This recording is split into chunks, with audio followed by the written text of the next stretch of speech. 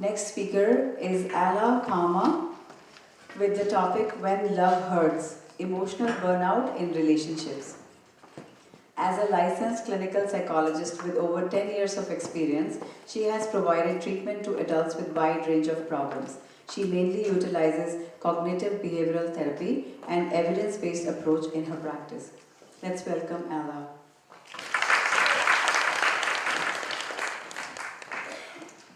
Thank you for having me here.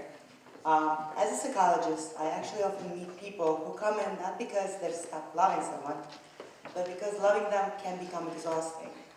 We don't talk about this enough. We talk about heartbreak, we talk about toxic relationships, we talk about what happens when you're still in a relationship, still committed, still trying, and just feeling completely drained. And that's not often a topic of conversation that we cover.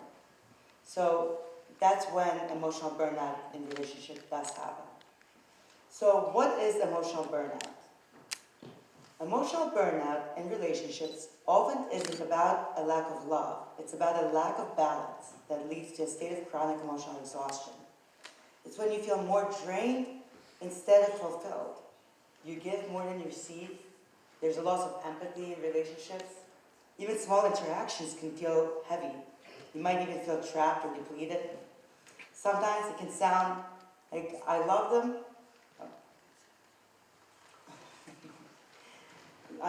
but I'm tired, or I feel like everything is on me. I don't even know what I need anymore. And it's not always dramatic and it's not always obvious. But what it can look like is when one partner can become the emotional manager in a relationship. So they basically assume the role that if something is wrong in a relationship, it's my job to fix it. They then become the one that tracks how things are going, brings up issues and initiates every hard conversation, repairs the conflict, even apologizing first, even when they don't know if it's something they did wrong. And they're constantly working on maintaining that relationship. Over time, this person just doesn't become a partner, but becomes the manager of the relationship, and this can ultimately lead to the emotional exhaustion and emotional burnout. So sometimes this can look like silence, withdrawal, or just feeling done. It's not the absence of love, but it can be the cost of it. We're kind of ahead on the PowerPoint, but that's okay. So when does emotional burnout happen? At its core, emotional burnout comes down to an imbalance. It's when one person is doing more of the emotional work, and one partner may be the emotional caretaker, the problem solver, or the one that holds everything together. They keep the relationship connected, monitoring how things are going and making sure issues don't get ignored. But this can create an imbalance of giving versus receiving and an emotional labor overload. Add in unresolved conflict, poor communication, or even feeling unseen, and the relationship becomes more of a burden than an actual partnership. That imbalance over time creates that exhaustion, also known as the emotional burnout. So what does emotional burnout look like? It's not always anger.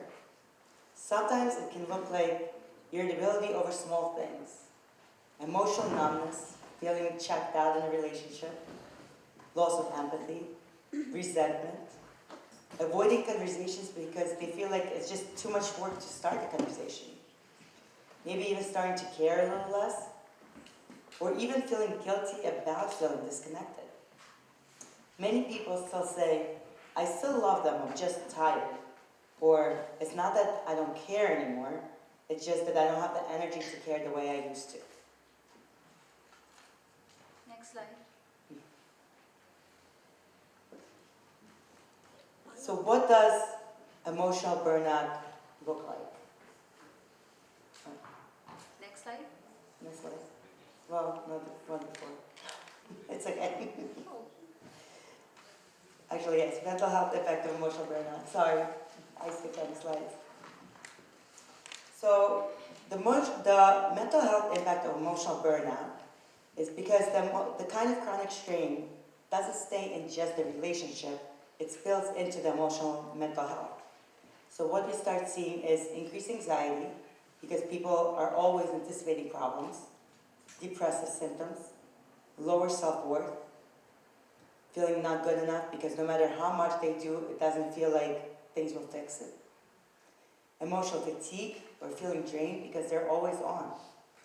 Because when someone constantly feels like they're not enough, they're eventually going to start believing it, right? So why do people stay? And this part is important. Because people don't stay because they're weak. And they don't stay because they don't see the problem. The problem is there. But they stay because they remember how it used to feel when things were easier. They have hope and believe that things can get better and their efforts will eventually pay off. Or they've taken on this role of the one that holds things together and assume their identity is tied to being the strong one in the relationship. And sometimes because leaving feels more overwhelming than staying tired, and letting go of that role can feel just as scary as the burnout itself. So what is the path to healing? So what helps? Burnout is not solved by loving harder or trying harder to be the perfect partner.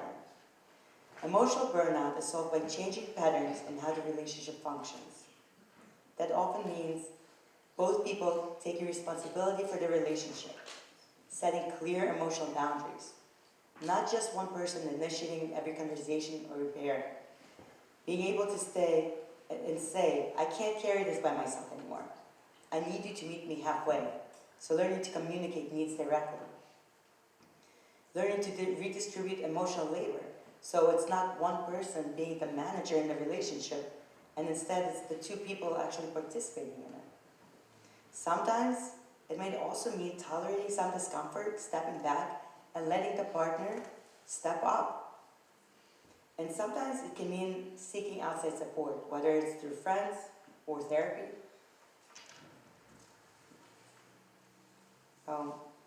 Overall, healthy love is not about endurance. It is about sustainability. And love should not cost you your sense of self or self-worth. A healthy relationship doesn't need to drain you to prove your commitment. It needs to support you and restore you. And if love is constantly feeling exhausting, it's not necessarily a failure of love, and it's not how a relationship should be.